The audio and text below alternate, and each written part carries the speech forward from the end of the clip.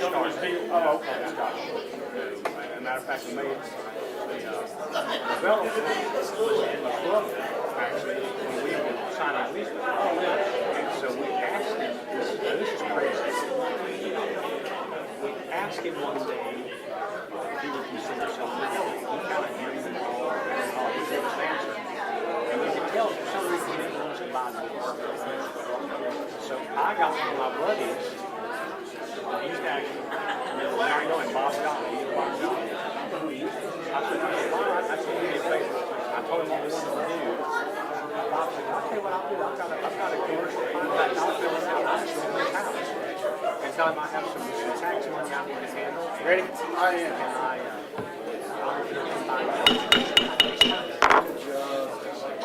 I don't use that very much. All right, I have to leave for Raleigh early in the morning, so let's get going here.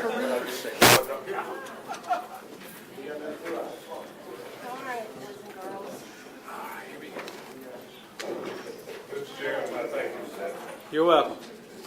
I actually needed to take a break too.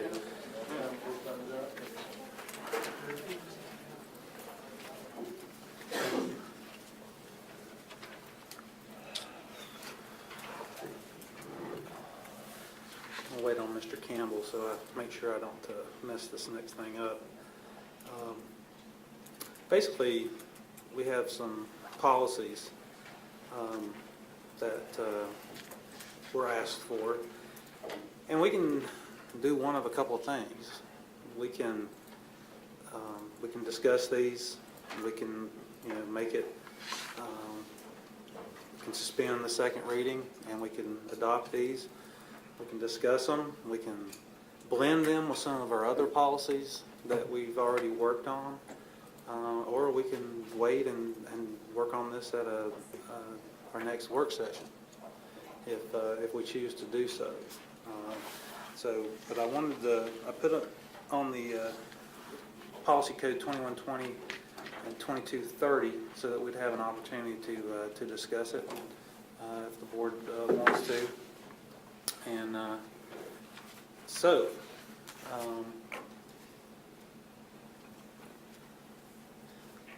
where'd Chris go? Looking for Elvis? Okay. Here he comes. From one attorney to the other attorney. It wasn't 10 minutes. We finally get this to 10. Yeah.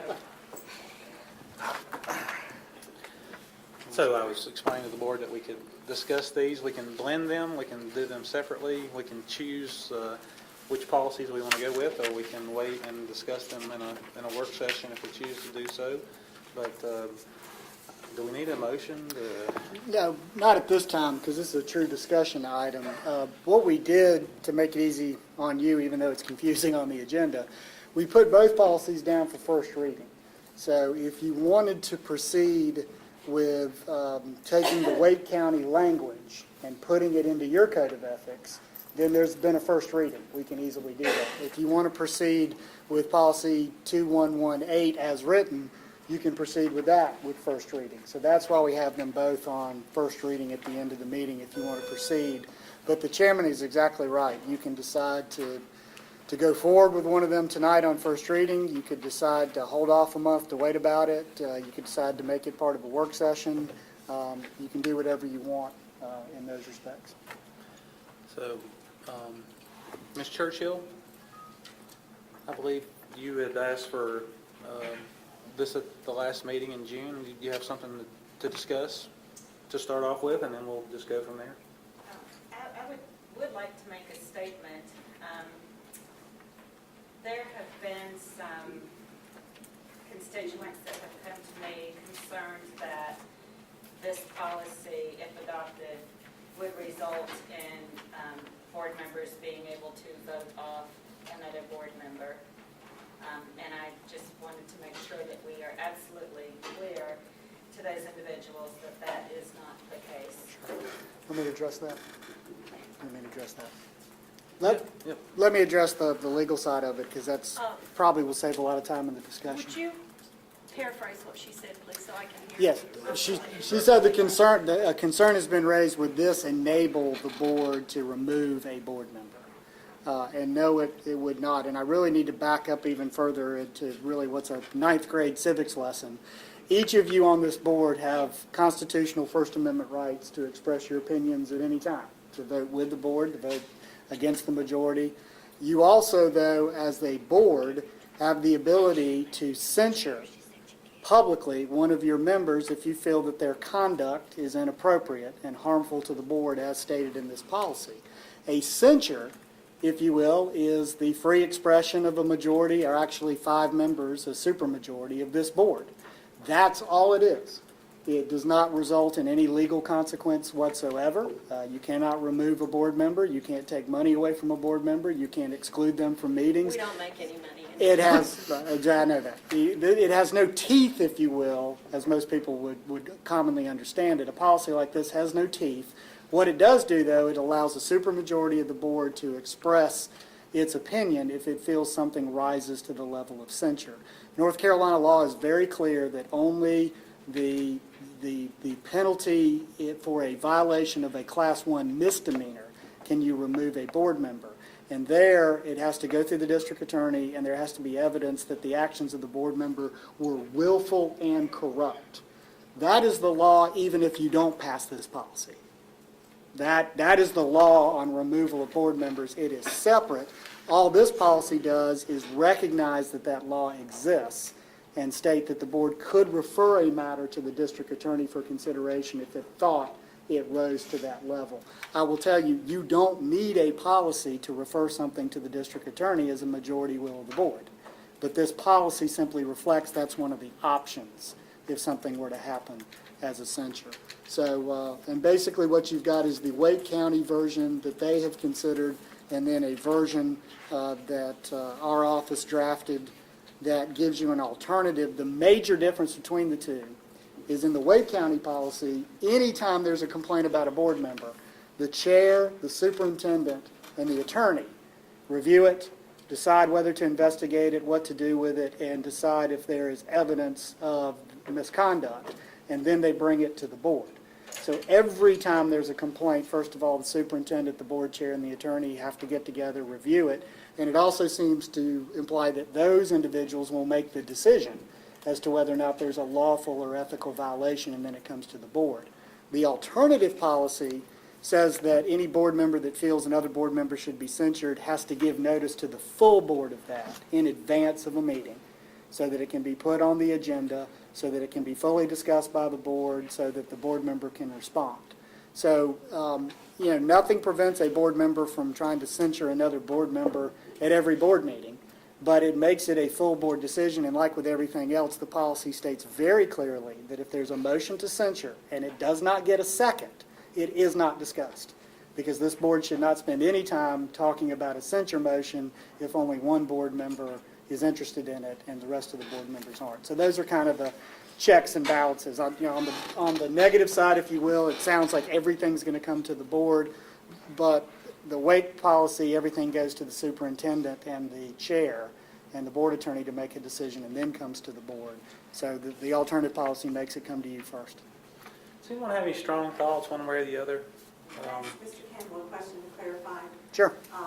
You did refer to general statutes with regard to removal of a board member. Yes. What general statute allows censure of a board member? There isn't one. This is the integral right of a board dating back to English common law.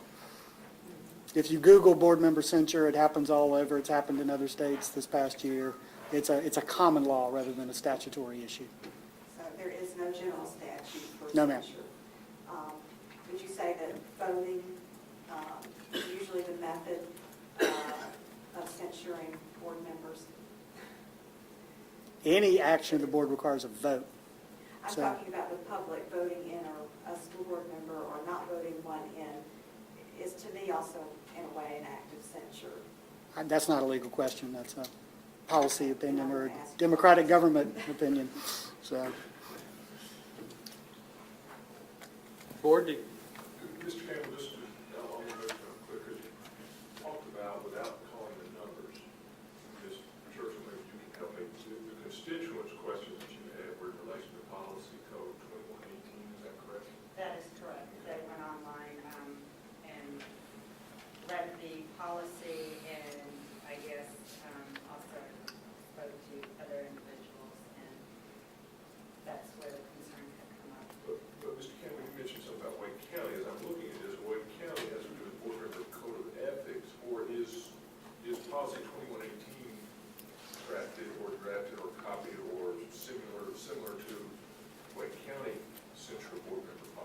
No, the Wake County combined their code of ethics policy and their censure policy into one policy.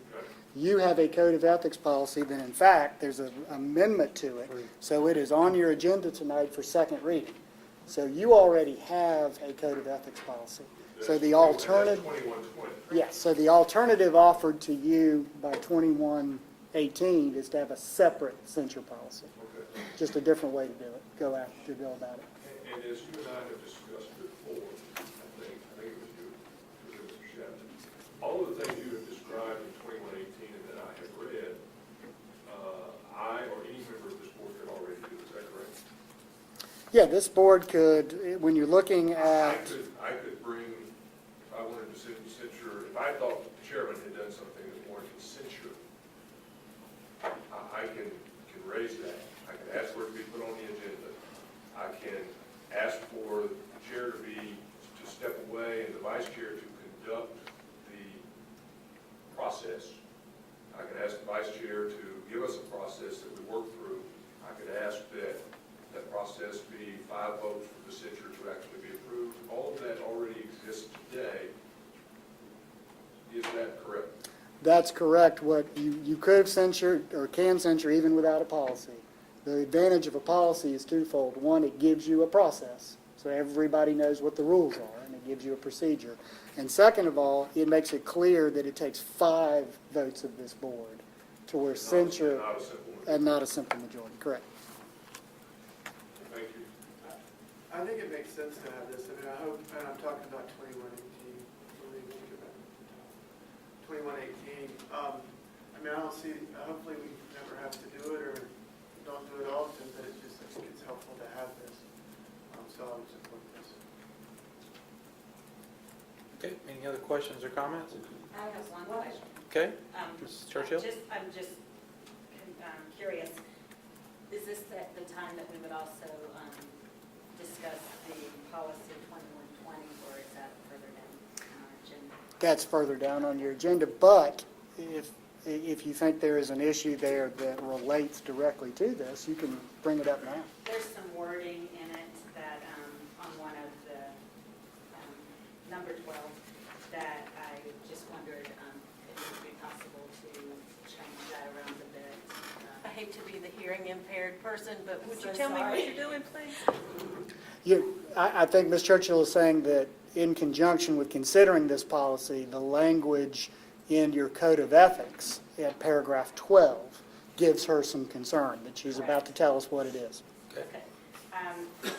Number 12 says, for our 2120, refrain from commenting on, investigating, or attempting to resolve complaints received personally, but instead direct the complaint to the appropriate school official in accordance with board policy. There again, I've had some constituents concerned that this may tie our hands as board members to communicate with the public, and so after looking at it and reading it and thinking about if you read this exactly the way it states, it does almost sound like you can't comment on anything. And so I'm just wondering if we could possibly change the wording on it to say refrain from commenting on, investigating, or attempting to resolve complaints received personally until directed until direction of the complaint to the appropriate school official in accordance with board policy, and work together with administration to resolve the complaint. Is that?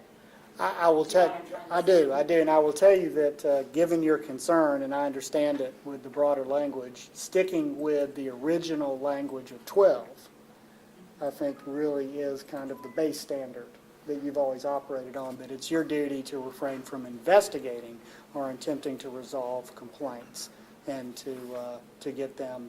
So I think that it's the commenting on that is probably of chief concern, and as part of second reading, you could make a motion to strike the commenting on language. And then, because I do feel strongly that you've all been advised, and it is correct to say that you're not supposed to be investigating things folks are supposed to be following board policy, and then it comes to you it can come to you for a final decision. So you can make a motion to adjust that language on second reading at that time. Sure. All right, any other questions or comments? I just wondered who developed the censure of board members policy 2118. This is I wrote it. an original. Yes, it's an original. Okay. Yes, be happy to sign it. Well, I have a question about the second sentence, and this seems to bother other people too that I've talked to. A censure under this policy is the process by which the Board of Education, acting by a 2/3 majority vote, can reprimand or condemn the actions of a member for any violation of law or policy or any other conduct committed by a board member which tends to injure the good name of the Buncombe County Board of Education and or undermines the effectiveness of the Buncombe County schools. People have been asking me, but this seems to be very subjective as to what injures the good name of the Buncombe County Board of Education. That is a fair comment, and that is true. It is the opinion of at least 5 members of the board, and that's why I wanted to be so careful to make sure everyone understands that a censure is just that. It's an expression of displeasure. It has no legally binding effect on anyone or anything. Well, it's obvious to me that just for criticizing a decision made by the board or disagreeing with another member, being the minority report would be enough to be censured. I have a huge problem with And I do disagree with that from a legal standpoint. I don't think mere disagreement would be, everything's going to be case by case. But I do agree that, criticism of a yeah. decision obviously could fit this. And you just said we had a constitutional right to free speech, but to me, I don't, if this policy passes as written. That right has never been unfettered. Never had an unfettered constitutional right to say whatever you want, wherever you want. You can't walk into the theater and holler fire. I mean, it's not unfettered, never has been. I like this because let the public decide. We'll have the debate, we'll say the facts, and if it makes no sense and yet we're doing it, the public hears it. But I think it's, as a censure, if you're doing it all the time, it's not going to have any sort of impact at all. As a matter of fact, I think the more you do it, the more the public is going to kind of, think that you're doing the wrong thing. So I think certainly before anything is considered, that you certainly make sure you have something that is worth the effort and the motion before you put it out there. I can't imagine that it's just going to be a frivolous type, motion that's going to happen all the time. But if we have someone that clearly is violating the law, I think that it's important for the public to know, and I think it's as a matter of good policy as the board to make sure that the public knows what a board member has done. And I think that that's exactly right. And policy 2116, removal from office, is a much stronger policy that actually has legal teeth in it. As Mr. Campbell mentioned, the censure policy has no teeth. Why do we need the censure policy when we have policy 2116, removal from office? Well, as Mr. Campbell said, we don't have to have a censure policy. Well, and you don't have to have the removal from office policy either because it's a state law. Yeah. Right. Yeah, So- that's a criminal statute, and again, you have to willfully and corruptly do something. So that statute doesn't even come into play. The censure is more for violations that would not rise to the level of criminal offenses. Although it is mentioned in the censure policy. Oh, absolutely, because, censure can be everything from statements that are made to criminal activity. The board could very easily censure a board member for criminal activity and refer it to the district attorney. If a board member were to embezzle from the school system, you could use this policy to censure them and refer it to the district attorney under the statute. And that's why the policy says those are two separate. The legal process for a Class 1 misdemeanor or an A1 misdemeanor and this policy are two separate legal tracks. Could example of what I think would be a good reason to use this policy? Yes. Okay. This policy would be good for the case when a board member makes a statement that obviously upsets a lot of people in the community to the point where you hear it in public comment and you receive emails and phone calls, letters to the editor, et cetera, et cetera. And as a board member, really there's nothing you can really say as a board that would have the teeth like a censure policy, because I actually do think that this has some teeth in that you're standing up for the people that have been offended and want something done and want some consequences for board member actions. And